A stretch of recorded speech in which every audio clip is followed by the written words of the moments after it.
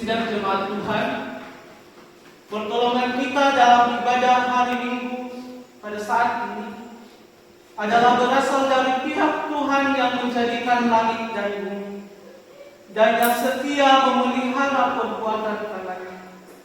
Salam dan damai sejahtera turun kepada kita atas nama Allah Bapa, Allah Anak dan Allah Roh Kudus.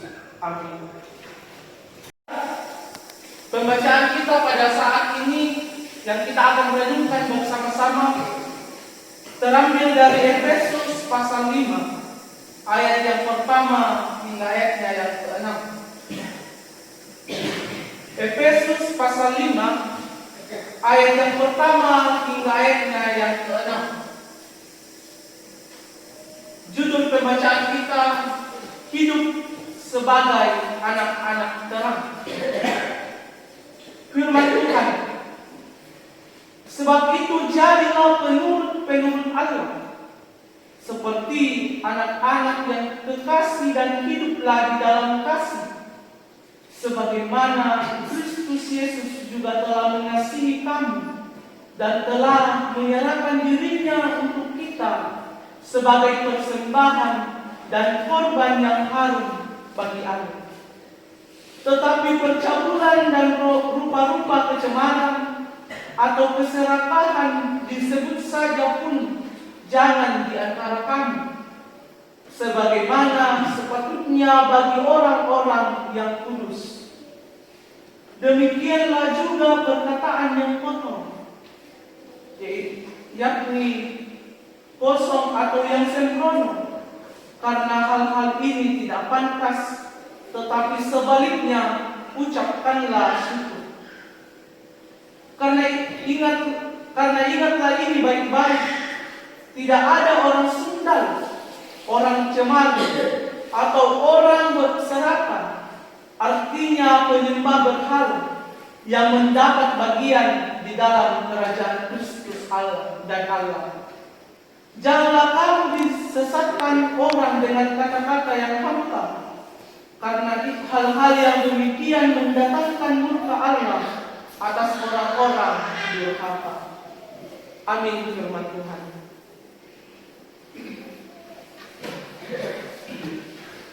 Dari keseluruhan firman Tuhan yang kita baca pada saat ini, yang terambil dari Efesus 5 ayat yang pertama hingga ayat yang ke-6, kita akan merenungkan dalam satu pokok renungan, yaitu hidup kudus.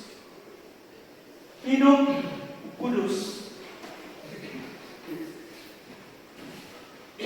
Sidang jemaat Tuhan yang dikasih dalam Yesus Kristus,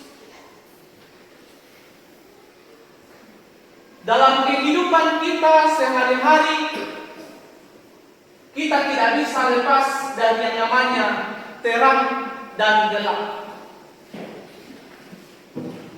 Saya kira jika kita berbicara tentang terang, maka seperti yang kita alami pada saat ini, penuh dengan kehidupan yang lebih bermakna, kita bisa lebih mudah untuk menjalani kehidupan kita sehari-hari dibandingkan dengan keadaan gelap.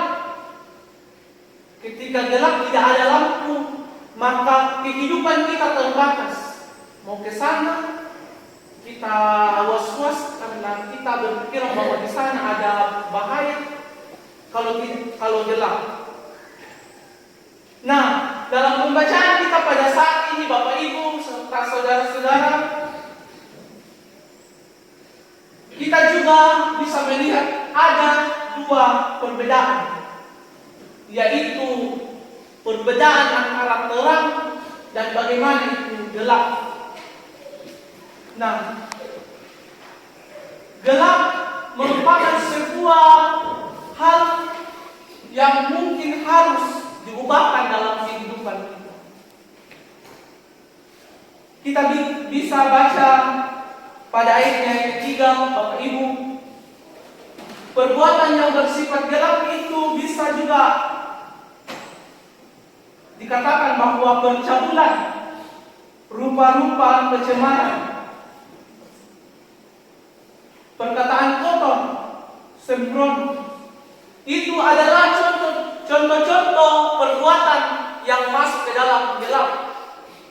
Tetapi firman Tuhan datang kepada kita pada saat ini bahwa di dalam kehidupan kita harus hidup bagaimana layaknya sebagai anak-anak terang. Tentu sebagai yang hidup dalam terang itu mampu menjauhkan diri dari hal-hal yang mengganggu kehidupan, membuat hubungan kita dengan Yesus itu terputus.